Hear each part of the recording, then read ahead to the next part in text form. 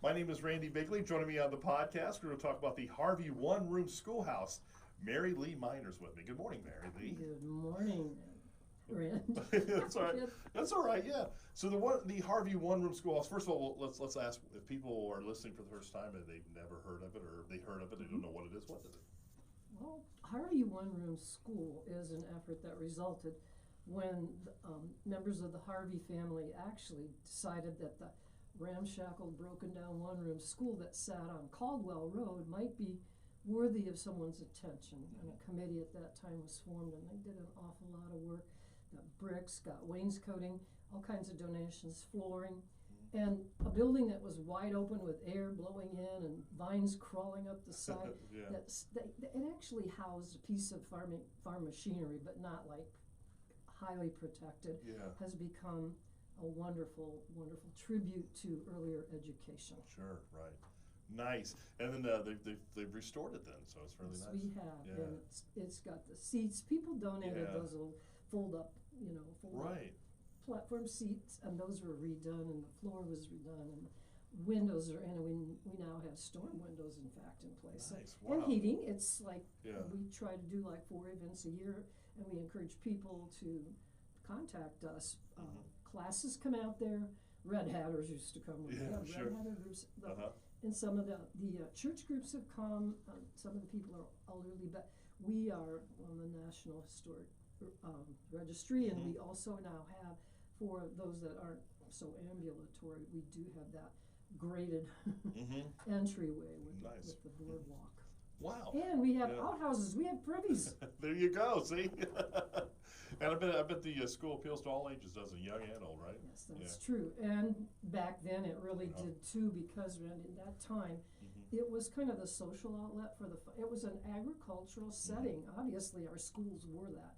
Yeah. And so what it became was people that wanted their children educated stood behind whatever would happen, and there might be days of celebration. The family would come then and celebrate along with the children who were learners. And of course they went home to agricultural support from mom and dad, and the farming that took place. Sure. That was their livelihood. Sure, yeah, and that's a lot of times like summer break came around because people worked on the farms, right? And sometimes before summer break. Yeah, sure, exactly. You have an event coming up too, don't you? Yes, we do. For the first time, we're titling it May Day, and in fact, people that know anything about May Day through the years know that it happened and was observed on May 1st. Okay. And what that is, Randy's, I don't want to go into history because the history's fascinating, and we are going to share some of that day with people. But the big deal about it is it's a holiday that's rich in folklore and stories, and the celebration of buds coming into trees and blooming, and also all the flowers that pervaded the wooded areas and the roadsides. And what that timing was placed there because it's right between that return of spring, the equinox, and the summer solstice. It's midway between both of those events. Okay. Oh yeah, so right in between. Yeah. Nice. Yeah. So anyway, what people did, and we can talk about this a little more, and then I can share with you what we're going to be doing with our visitors that day. But basically, there's a tradition, and I used to do this with my students at school. On May Day, I'd round up flowers before May 1, and the children would come to the classroom, and we had made ahead of time little baskets with little handles on them, and sometimes we lined them with empty baby food jars. Sometimes they were just baggies, but we would take hand bouquets of flowers and just tuck them in there, and then the kids would run down the hall, knock on a door, hang that basket on the door, and flee so that no one knew who delivered the May Day basket. And that is an old tradition. Okay. Long, long ago. Leave it on a doorstep, leave it on a knob, and then either hide to the side of the front of the house or just disappear somewhere. So the person was cheered by, ooh, I remember this rite of spring, May 1. Very cool, yeah. And so how are you guys going to participate in that? How are we? Well, Harvey's going to set this up as a May Day event, and of course, in history, there's things that happened like some of it. There were contests that were physical, so you could show your brawn and your skill that way. There were things that were, I would say, basically pretty in the sense that bows and flowers and all that blooming stuff came in big heaps. But what was really neat is this was done in European nations early. a town had a pole, and that was called the maypole. And sometimes they would strive to have the tallest pole. I've heard of that. Yeah, yeah. And early on, when they first did it, it was simply a tree that became a way to either march or sing or dance around that tree in groups and clusters of odd numbers or whatever. So we actually have a maypole at Harvey, and we have just redone all the colored strands of fabric. And that was done by a board member, and it's just fun because Pat Reed was the one that started that before Pat. She was so involved with this Harvey development, Harvey School development, and she thought, this is true. I remember this as a kid, and I remember May Day as a kid in Vermilion.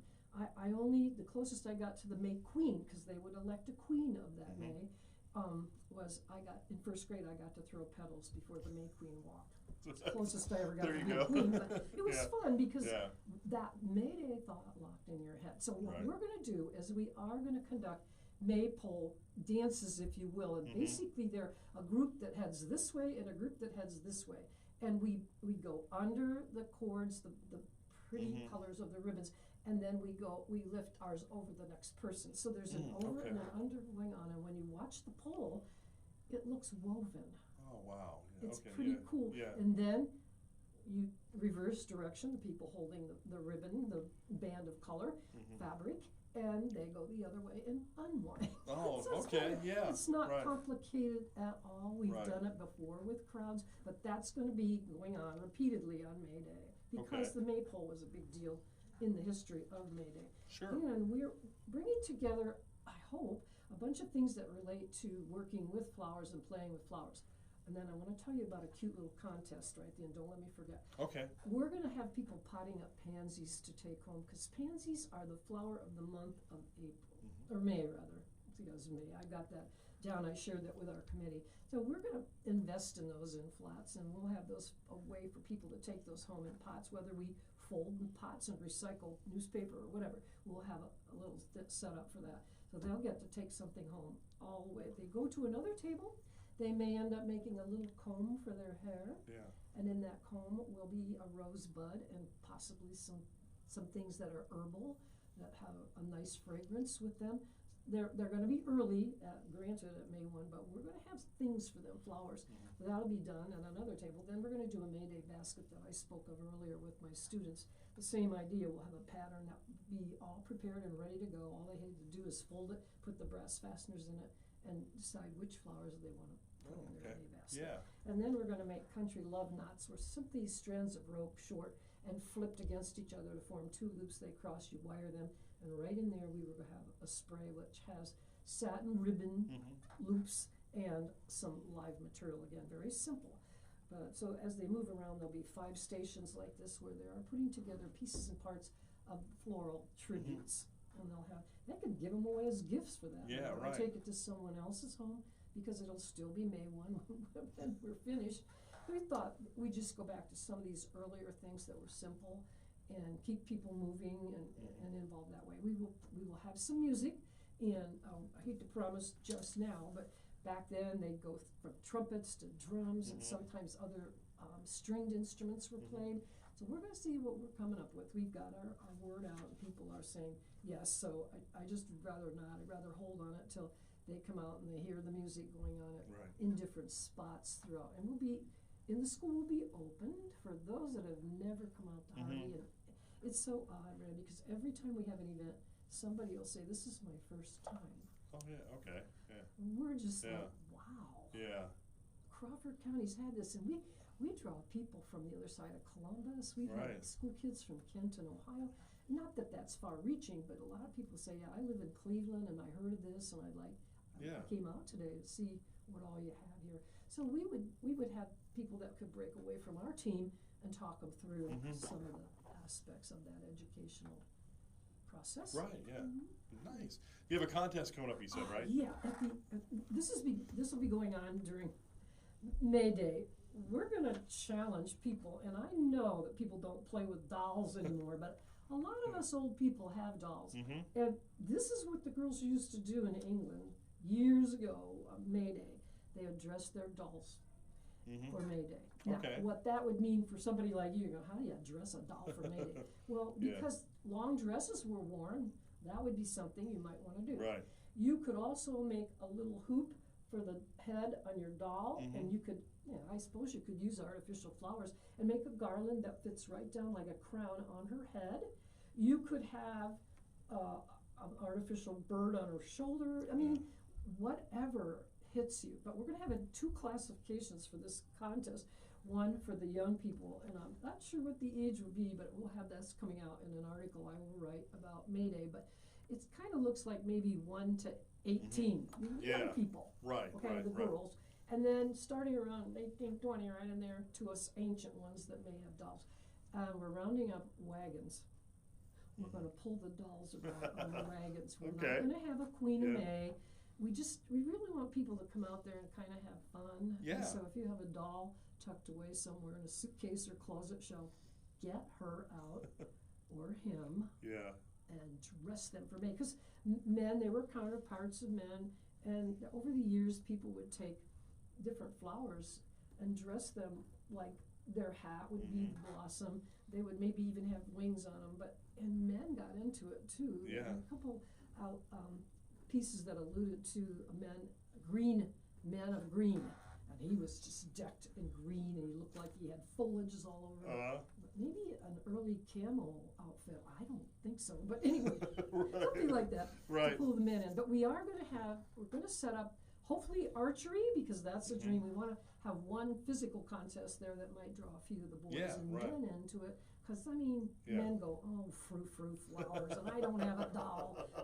But the whole idea is to bring that history home a little bit by viewing the maypole dance, having this little doll contest, and having people be able to go over and interact with objects, tangible things they take home. Yeah. Very nice. Are you often? How often are you open there to school for people? We will book you in there if you call our number. It's on the website. We have a really nice website now that we've just redone, and we're getting pictures uploaded in that, of course, that are more current. But we can book a time if, like, you have a small family group that would love to see it and they're in town, we'll go for it. If you have a club that would like to tour, we can book you in for a 1-hour visit. We can play school and show you how the school day worked. And we have a well out front with a pump now that's operative. It has good water. We wanted to do that as part of the history, which was used. And like I said, we have the privies. They're all cleaned up by the time we get there. We have restrooms in that sense. We have a dream for future things, but right now we want to maintain sharing more than anything. We're not making any money on it, but we are reaching out and involving our county community. Well, Mary Lee, what is the web address if people want to look at it? You would ask me that. Well, this is a Harvey thing here. It's Harvey One-Room School, all of that. And I think it's .org. I think it's a .org. Which, wait, I don't think it's on our invoice here. I almost grabbed that at the end. We are on Caldwell Road, and I know that was. And people can always Google too, Harvey One-Room If Schoolhouse. you Google Harvey One-Room School, it is going to pop up. I was going to say that defensively because we know we all work with a lot of groups, and if you just give it a clue, they're going to give you the information to access it. So that's awful of me, isn't it? All you this know what? information. It's all right. I understand. Okay. Mary, we're excited. We hope that people will look at this as a possibility if they haven't ever been out. We have a lot of parking space over to the west of the school between that and the Harvey Barn, which is going to be something we're working out to access, so we have it for people to park in. So parking lot may look limited, but we've got further parking areas, so that's not a problem. Mary Lee, thank you so much for coming in today. Thank you, Randy.